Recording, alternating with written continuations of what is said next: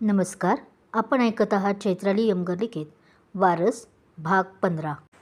आजी, पत्रकार आलेत ग. तुला आज परिषद घ्यायची होती ना? हॉस्पिटलमध्ये इकडे त्याच वेळी अनिश काही पत्रकारांना घेऊन आला होता आपल्या शांताबाई आजीच्या खोलीत. हो, ये आत घेऊन त्यांना. त्या बेडवर नीट बसत बोलल्या तसं तोही बाहेरच उभ्या असलेल्या पत्रकारांना आत यायला खुणावतो तसे एक एक जण आत येतात. आधी तर मी तुमची सर्वांची माफी मागते. त्या आता चेहऱ्यावर एक स्माईल आणत हात जोडून बोलतात. तुम्हा सर्वांना असं इतक्या सकाळी आम्ही बोलावून घेतले आणि तेही अचानक. पण बातमीही तशीच आहे की म्हटलं तुम्हाला सकाळीच दिली तर तुम्हाला दिवसभर मस्त असा मसाला मिळेल, ज्याने कुणाचं प्रमोशन होईल, कुणाचं चॅनलवर येईल. त्या मुद्दाम आता हसत एक एक पत्रकाराकडे पाहत बोलतात. बातमी काय आहे ते सर्व त्याच्यात आले मॅडम. बाकीच्या गोष्टी तर गौण आहेत. एक उमदा तरुण पत्रकार बोलला आणि त्याचं ते बोलणं ऐकून आपल्या शांताबाईंनी अनिशकडे कौतुकास्पद पाहिले. गड्या, फिकरच करू नको. बातमी अशी तगडीच आहे की तूच काय. तसं आता अनिश त्या पत्रकाराची कॉलर नीट करत बोलतो. तुझ्या वरच्या बापाचाही खिसा आता काही दिवस गरम राहणार आहे. तो हसून सगळ्यांकडे पाहत बोलतो. हो, पण त्याआधी मला येऊन भेट. आणि हे वाक्य हळूच त्याच्या कानात फुसफुसतो. खरं तर तो असं काही करेल असं कुणाला वाटलंच नव्हतं. उलट बाकीचे पत्रकार आता गेला हा बाराच्या भावात असा विचार करून कुटील हसत होते मनात. कारण शांताबाई काय बाई आहे हे फक्त शेलार आणि सोनवाडी गावालाच नाही तर आता अवघ्या महाराष्ट्राला माहीत झाले होते. बरं, आता तुमचाही वेळ वाया घालवत नाही आणि माझाही नाही, कारण आमच्या डॉक्टरांनी मला 5च मिनिटे बोलायची संधी दिली आहे. त्या आता हसून आपल्या डॉक्टरकडे पाहत बोलतात. डॉक्टरही फक्त एक स्माईल देतात. तर बातमी अशी आहे की माझ्या नातींचं लग्न झालं आहे. आणि तेही शेलार यांच्या आदिनाथबरोबर. त्या बातमी देतात तसं सगळे अवाक होतात, कारण ही घरेलू दुश्मनही सगळ्यांना माहीत होती. त्यामुळे असं काही होईल असं त्यांना वाटत नव्हते. हां, म्हणजे माझा आधी विरोधच होता या लग्नाला. पण आता तरुण रक्त आहे आणि कोर्ट लग्न करून आले डायरेक्ट, तर आम्हीही काही करू शकलो नाही. त्या थोडं पेनमध्ये आहेत असं बोलताना आत्ता वाटत होते. चेहराही बारीक केला होता, पण मनात काय चालले ते त्या निर्विकार चेहऱ्यावर दिसत नव्हते. हो, पण आम्ही माफ करायचं ठरवलं आहे. आम्ही आता पडलो मुलीची बाजू. उद्या जाऊन मुलीनं काही केलं म्हणजे? नाही, मनात तर असं शिवलं की लय त्रास होतो बघा.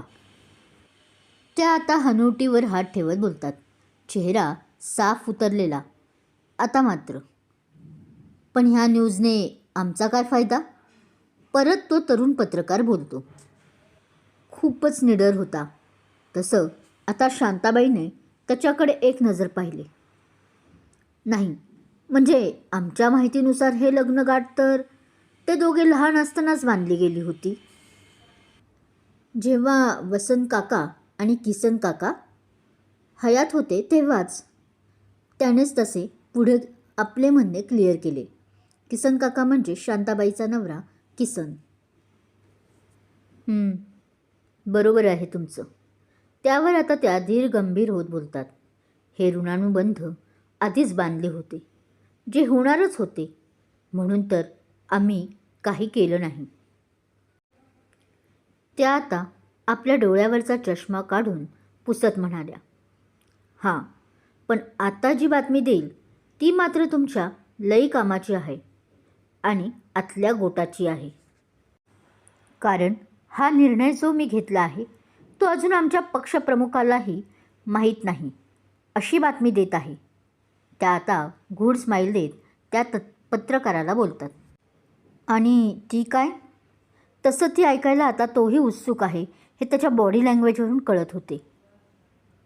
हेच की मी म्हणजे आमचा पक्ष आमच्या या शेलार पक्षाशी युती करत आहोत, तेही उद्याच. त्या आता एक बॉक्स टाईप स्माईल करत बोलतात आणि सर्वांनाच आता धक्का बसतो. सगळेच अचंबित होऊन आधी एकमेकांना पाहत होते आणि नंतर दोघांना. विठ्ठला. त्या आता एक स्मित करत वर पाहत हात जोडतात आणि आडवे होतात. तसं अनिशला समजते की ही पत्रकार परिषद संपली म्हणून.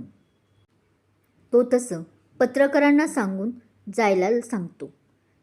सगळे नाराज होतात कारण अजून प्रश्न त्यांना विचारायचे असतात, पण ते होत नाही. तू मला माझ्या कार्यालयात येऊन भेट. तो तरुण पत्रकारही जात असताना अनिश त्याच्या कानात सांगतो. तसं तो भीतच बरं म्हणतो आणि निघून जातो. इकडे मात्र पूजाची तयारी चालू असते.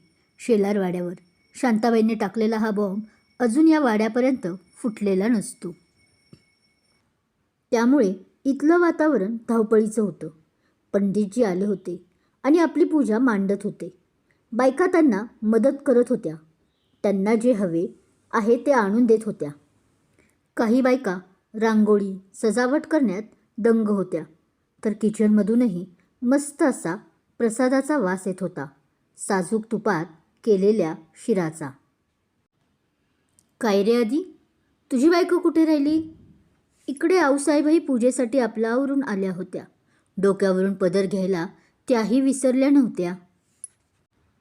आणि समोरूनच आपल्या मोबाईलवर काहीतरी पाहत येत असलेल्या आधीला बोलतात.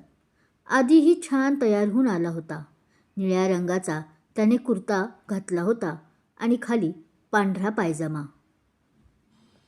कपाळावर आजही तो अर्धचंद्रकोर कुंकू ने छान असा कोरीव रेखला होताच, पण सध्या चेहऱ्यावर अजूनही टेन्शन साफ दिसत होतं. काय रे, कुठं लक्ष आहे तुझं? पण त्याचं लक्ष नाही आपल्या बोलण्याकडे हे पाहून आऊसाहेबच जवळ जात त्याच्यासमोर टिचकी वाजवत बोलतात. हां, ती का? येईल ना. त्याने ऐकले होते, फक्त मोबाईलमध्ये बिझी असल्याने उत्तर दिले नव्हते एवढंच. बोलताना आता तो एक छोटीशी स्माईल करतो आणि मोबाईलही स्विच ऑफ करून खिशात टाकतो. तू अगं इथेच काय करत बसली आहे? इकडे किचनमध्ये मधुराताई प्रसादाची तयारी कुठवर आली आहे हे पाहायला आल्या होत्या. पण समोर रश्मीला पाहून त्या आधी गोंधळल्या होत्या, नंतर खुशही, आणि आता परत काही आठवताच त्या तिच्या हाताला धरून टेन्शनमध्ये येत बोलतात. ते मी प्रसाद. तीही मग कशीबशी बोलते. चेहऱ्यावर तिच्या घाम आला होता आणि टेन्शनही साफ दिसत होतं. ते प्रसादाचं सोड तू, मी पाहते. तू आधी बाहेर जा. पंडितजी केव्हाचे आले आहेत आणि आऊसाहेबही आत्ता आल्यात. त्या तुला काही बोलायच्या आत त्या तिला एका दमात बोलून जातात. हो आत्या. तसं ती आता गोड हसत त्यांच्या हातात पाण्याचा ग्लास देत बोलते.